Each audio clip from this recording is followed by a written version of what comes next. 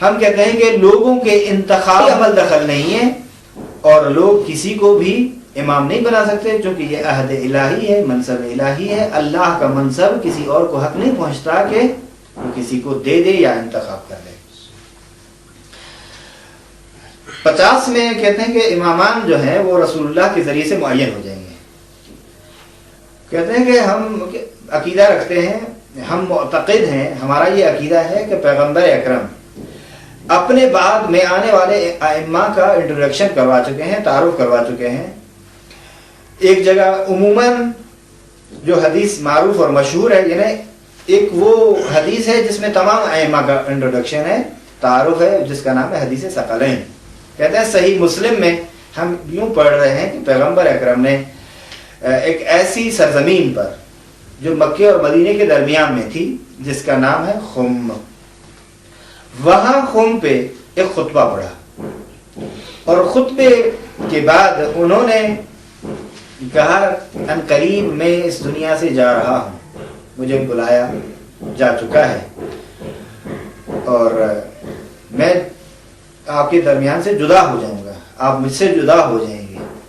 ہاں یاد رکھیے انی تارک فیکم الثقلین، بتحقیق میں تمہارے درمیان میں دو گراں قدر چیزیں چھوڑے جا رہا ہوں۔ اولہما کتاب اللہ لکھا ہوا ہے اس کتاب میں، جو غلط ہے چونکہ اولہما مبتدا ہے، کتاب اللہ خبر اس کی۔ اولہما کتاب اللہ، ان دو میں سب سے پہلی چیز جو میں چھوڑے جا رہا ہوں اللہ کی کتاب ہے، فیہ الہدی والنور، جس میں ہدایت اور نور ہے۔ اور یہ 3 نقطے ہیں، اس کا مقصد ہے مکمل حدیث ہم نہیں بیان کر رہے ہیں، کچھ حدیث کا حصہ چھوڑ دے رہے ہیں۔ اس کے بعد ہے اہل بیتی، اہل بیتی لکھا ہوا، یہ بھی صحیح نہیں ہے کیونکہ اگر اولہما نہ ہوتا تو پھر اسی طرح ثانی ایمان، دوسری چیز جو میں چھوڑے جا رہا ہوں وہ اہل بیتی ہے۔ اذکرکم اللہ فی اہل بیتی، ٹھیک ہے، میں تذکر دے رہا ہوں تمہیں، اللہ یاد دلا رہا ہوں تمہیں اپنے اہل بیت کے بارے میں۔ یہ جملہ 3 مرتبہ کہا، اذکرکم اللہ فی اہل بیتی، اذکرکم اللہ فی اہل بیتی، اذکرکم اللہ فی اہل بیتی۔ کہتے ہیں یہی مطلب جو ہے معنی اور مقصد صحیح سنن ترمذی میں، جس کو یہ صحیح ترمذی سے یاد کر رہے ہیں کیونکہ وہ صحاح کے اعتبار سے، اور ہم صراحت سے کہہ رہے ہیں وہاں وہ حدیث جو ہے واضح الفاظ میں پیغمبر یہ کہہ رہے ہیں کہ اگر ان دونوں کے ساتھ تمسک کرتے رہو گے تو کبھی بھی گمراہ نہیں۔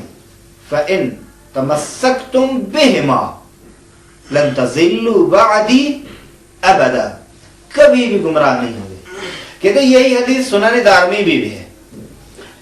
سنن دارمی میں آپ یہ دیکھیں، جب صحیح مسلم کی بات ہو رہی تو صحیح مسلم جلد نمبر 4 صفحہ نمبر 1873 میں موجود ہے یہی مطلب۔ سنن ترمذی کی بات ہو رہی تھی تو جلد نمبر 5 صفحہ نمبر 662 میں یہی مطلب موجود ہے۔ اور سنن دارمی کی بات ہے تو سنن دارمی جلد نمبر 2 صفحہ نمبر 432 میں یہی مسئلہ موجود ہے۔ مسند احمد میں، مسند احمد اور سنن نسائی، خصائص نسائی میں، خصائص نسائی صفحہ نمبر 20 ہے، مسند احمد جلد نمبر 5 صفحہ نمبر 182 ہے، اور کنز المال میں جلد نمبر 1 صفحہ نمبر 185 میں ہے، اور حدیث نمبر 945 میں ہے۔ اور غالب اور اغلب اہل سنت کی مشہور اور معتبر اور معروف کتابوں میں، جتنی بھی اسلامی مشہور و معروف اور معتبر کتابیں ہیں ان میں یہ حدیث موجود ہے، اور کسی مسلمان کو یہ حق نہیں پہنچتا کہ اس حدیث کا انکار کرے۔ اور یہ جو حدیث ہے متواتر، بلکہ فوق تواتر ہے، فوق تواتر کا اور متواتر کا جو مسئلہ ہے اہل سنت کے بڑے بڑے جید علماء کے اعتراف سے ثابت ہے اس کا تواتر اور فوق تواتر۔ اور پیغمبر نے ایک بار نہیں کہا کہ صرف غدیر کا مسئلہ ہو اور غدیر میں یہ کہا ہو، نہیں، دیکھیے متعدد مقامات پر مسجد میں کہا، مسجد نبی میں کہا، مسجد الحرام میں کہا، کعبے میں کہا، اور منا میں کہا، غدیر پر کہا، غیر غدیر میں کہا، مدینے میں کہا، مکے میں کہا، اور حتیٰ کہ آخری وقت بھی جو پیغمبر فرماتے لے آؤ کہ میں تمہارے لیے لکھ دوں، وہ بھی یہی بیان کرنا چاہتے تھے کہ ایسی چیز، یہ 2 چیزیں ہیں کہ ان کا تمسک کرو ان کا دامن تھامو، ان سے جدا نہ ہو، جو کچھ یہ کہیں پیروی کرو، مطیع ہو جاؤ تاکہ کامیاب اور رستگار ہو جاؤ۔ بہر مختلف مقامات میں یہ کہا ہے۔ اس کے لیے آپ مرحوم میر حامد حسین لکھنوی کی ابقات الانوار جو کتاب ہے اس میں حدیث کا نام ہے حدیث ثقلین، زیادہ جستجو کریں، وہاں دیکھیے تفصیل سے انہوں نے اس کے مفاد کو بھی بیان کیا ہے کہ حدیث کا مطلب کیا ہے، اور اعتراضات جو کہ کرتے ہیں بعض جاہل لوگ ان کا جواب بھی دیا ہے۔ دیکھیے کہتے ہیں کہ اگر آپ غور و خوض دیکھیں تو حقیقت میں تمام اہل بیت، پیغمبر کے جو اہل بیت ہیں سب کے سب، یعنی آپ ازواج کو بھی شامل کر دیں، یہ تو نہیں ہو سکتا۔ کیوں؟ کیونکہ قرآن کے ساتھ جس کو بھی مصداق بناؤ اہل بیت کا، یہ سوچو قرآن کے ساتھ کھڑا کر رہے ہیں اس کو، عدل قرآن ہونا چاہیے۔ تو ازواج نبی کہاں اور قرآن کریم کہاں؟ اور اس میں جو اقوال ہیں، 9 قول ہیں اہل سنت کے مصداق اہل بیت میں، کہ ہم ان کو بہرحال یہاں فقط 1-2 قول کو بیان کر رہے ہیں، جن سے ایک قول یہ ہے کہ اس بیت سے مراد مکہ ہے، وہی بیت الحرام، بیت اللہ الحرام ہے، اور اہل سے مراد وہی ہے، یعنی اہل مکہ۔ یقین سے دیکھیے، تھوڑا سا اپنی عقل سے سوچئے، قرآن کو سامنے رکھ کے یہ بات کریں، کیا واقعاً تمام اہل مکہ اس کی مصداق ہو سکتے ہیں؟ کبھی بھی نہیں، کیونکہ ان کا کردار، ان کے اعمال واضح گواہ ہیں اس کے کہ عدل قرآن نہیں ہو سکتے، لذا وہ اہل بیت کے مصداق نہیں ہو سکتے، کسی بھی صورت میں نہیں ہو سکتے۔ یا ایک نظریہ یہ ہے کہ اس سے مراد امت کے پرہیزگار لوگ ہیں، چاہے کتنا بھی متقی اور پرہیزگار کیوں نہ ہو، پھر بھی معصوم تو نہیں ہے نا، گناہ تو اس سے ممکن ہے صادر ہو جاتا ہے، ہو بھی جاتے ہیں۔ بہت سارے متقین ہیں جو آپ بھی دیکھ رہے ہیں، تقویٰ ہے، چونکہ تقویٰ کا یہ مقصد نہیں ہے، تقویٰ جو حد عصمت تک ہو اس کی بات تو نہیں ہو رہی۔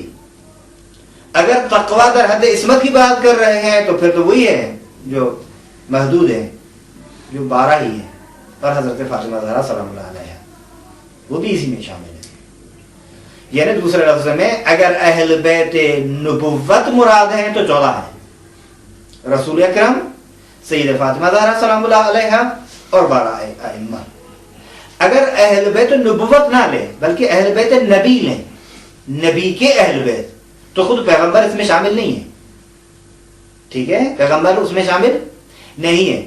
نتیجتاً کیا ہے، 12 امام تلس میں سیدہ فاطمہ زہرا سلام اللہ علیہ، وہ عنوان اہل بیت نبی ہے، پیغمبر کے اہل بیت۔ لیکن مراد جو اس آیت میں ہے، جو آیت تطہیر میں، وہ اہل بیت نبوت ہے۔ حدیث ثقلین میں مراد اہل بیت نبی ہے، چاہے اہل بیت نبی مراد لیں یا اہل بیت نبوت مراد لیں، یہی افراد ہیں جو بعنوان مصداق ہیں اہل بیت کے۔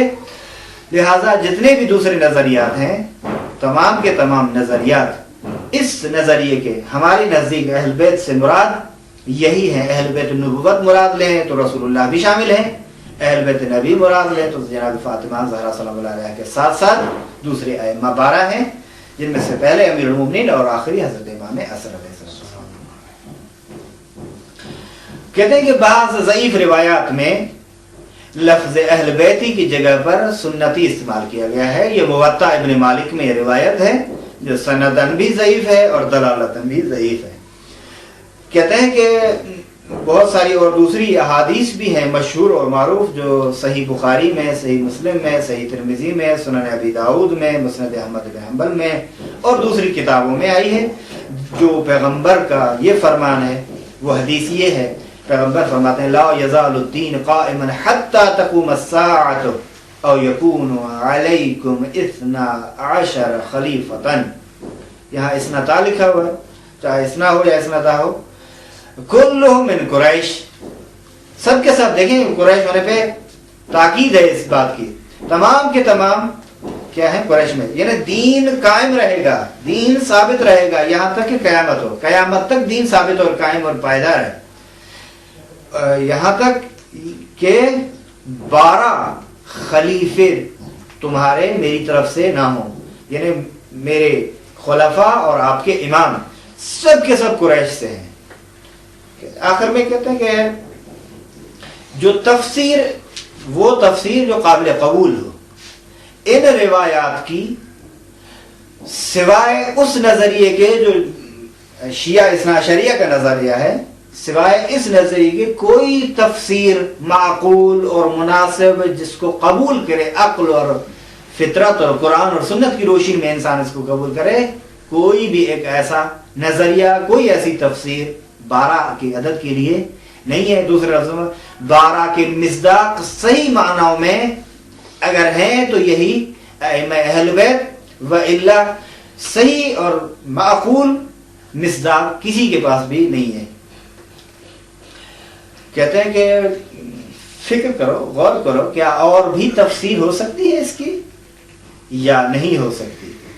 اس کے بعد جو مسئلہ ہے انشاءاللہ ہم بعد میں آئیں گے آپ کی خدمت میں، جو 51 نمبر پہ ہے مسئلہ، امیر المومنین پیغمبر کی جانب سے وہ عنوان امام اور خلیفہ منسوب کیے گئے ہیں، اور اللہ کے حکم سے یہ معرفی کروائی، تعارف کروایا، انٹروڈکشن کروایا۔ اس کی تفصیل بعد میں آنے والے جلسے میں کی جائے گی۔